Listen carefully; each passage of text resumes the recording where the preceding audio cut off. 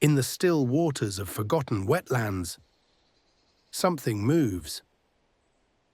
Not fast, not loud, just present. The locals call it Hogshark, a creature that should not exist. And yet, here it is.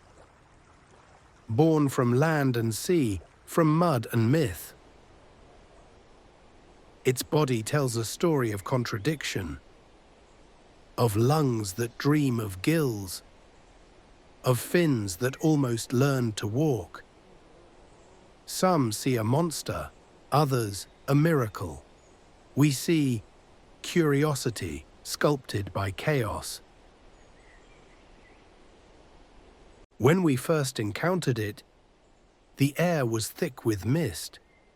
It didn't flee. It simply watched. Its small black eyes reflected everything.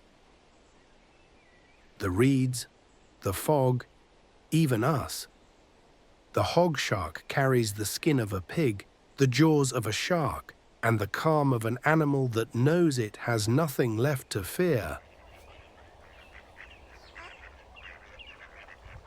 Its steps are deliberate, its breath heavy, like a diver who stayed underwater too long.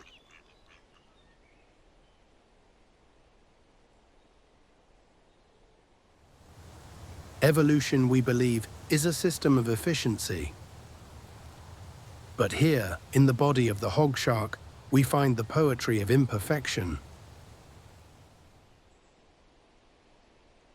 Its gills no longer filter oxygen. Its legs too short for distance. Its teeth too many for comfort. And yet, it survives. Not because it must, but because it can. In the right light, its skin gleams. Not flesh, but porcelain. A living figurine. Perhaps that's why we are drawn to it. It reminds us of ourselves. Fragile, absurd, and still moving forward. Every species teaches something if we are willing to listen. The hogshark teaches humility. It thrives not through strength, but through surrender. It doesn't dominate its world. It drifts through it. It doesn't chase. It waits.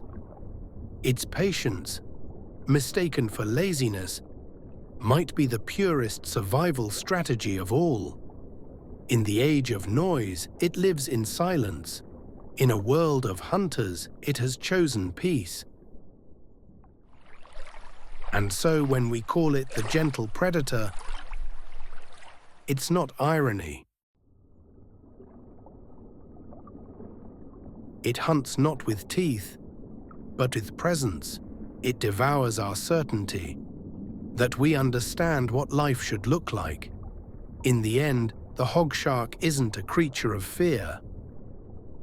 It's a mirror reflecting the parts of nature we still refuse to see in ourselves. This is not a monster, it's a reminder that even in our most unlikely forms, we belong.